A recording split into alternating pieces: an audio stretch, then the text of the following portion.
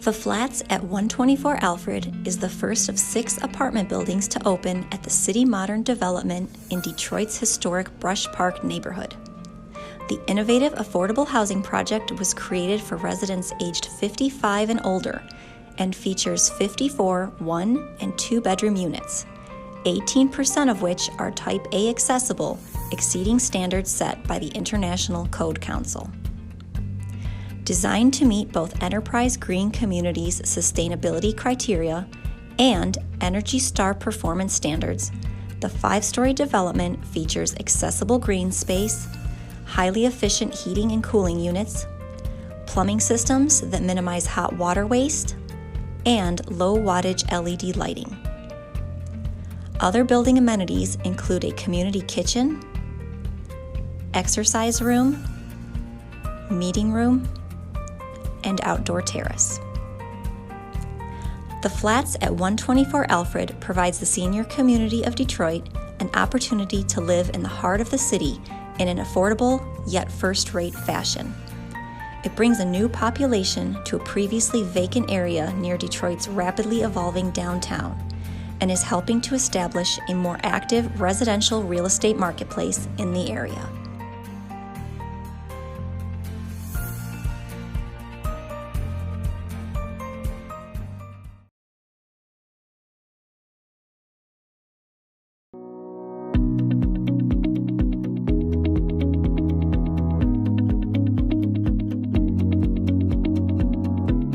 Dow began as a family-owned company based in Midland, Michigan, with unbelievably strong ties to the community. Dow's strong legacy in Midland will continue. It's the centerpiece at the core of our revitalization efforts. First thing I would say to Kirko is thank you.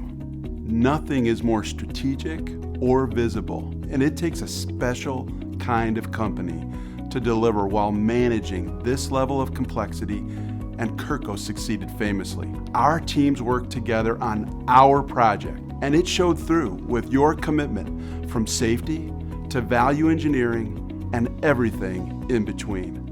Dow is a science-driven company, and we pay great attention to detail and quality of the work product. Kirko not only delivered, but stood behind their work. They examined every detail with great consideration to aesthetics, functionality, and constructability, as well as life cycle costs. And they were involved at every step.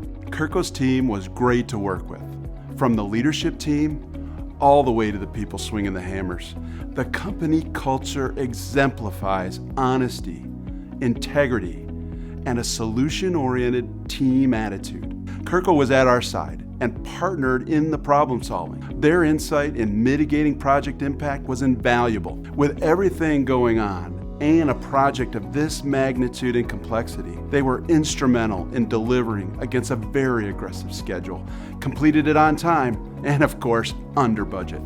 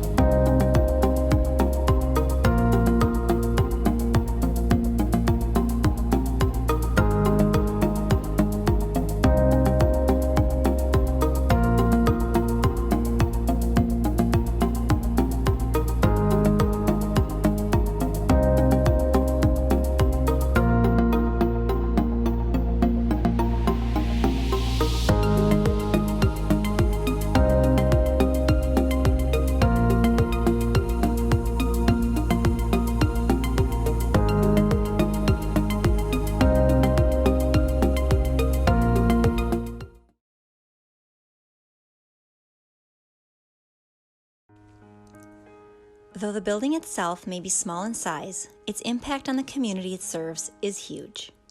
Bountiful Harvest is a Brighton-based nonprofit that provides free food, clothing, support groups, and counseling to those in need. We built up from the first weekend we were open, we had 7 clients, to where now we have 35 clients to 40 on Friday night, and we're only open 2 hours. And we have anywhere from 50 to 80 clients on Saturday coming in. So we're servicing about 100 families to 130 families a weekend. In the last 8 years, they've distributed 1.15 million pounds of food, served 40,000 hot meals, delivered 3,000 holiday dinners, donated 4,000 winter coats, and provided countless counseling sessions, hospital visits, and personal prayers.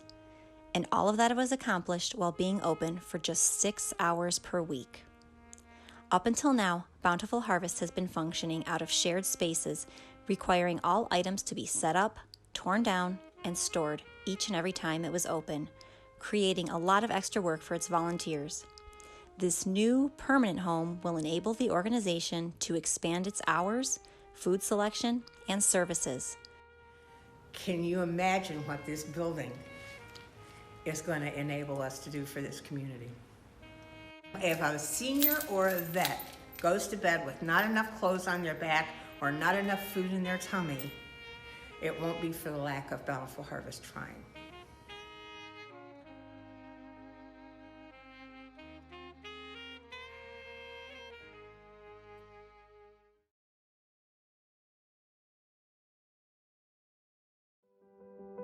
The animal shelter is a new 17,000 square foot facility to replace the existing animal shelter in Mason. The animal shelter has a full surgery suite with an x-ray machine. Previously, if a dog had an unknown issue, they'd have to send it out for x-ray. This now puts Ingham County in a pretty elite group of county animal shelters that have an x-ray machine, and so it allows them to make quicker judgments on if an emergency surgery is required or not. And the other issue with the other facility was just the inability to quarantine off different levels of dogs. I mean, there are violent dogs or dogs with diseases that they need to hold for a set amount of time because of the animal control portion of things, and they want to make sure that those are kept totally separate from the adoptable population of animals that are in there. Their ability to hold more dogs and offer more dogs for adoption was a big push in this facility. So this facility allows them to have lots of different classifications of animals. From a disease transmission standpoint, with animal shelters, it's very important to have containment between different groups of animals. Each dog kennel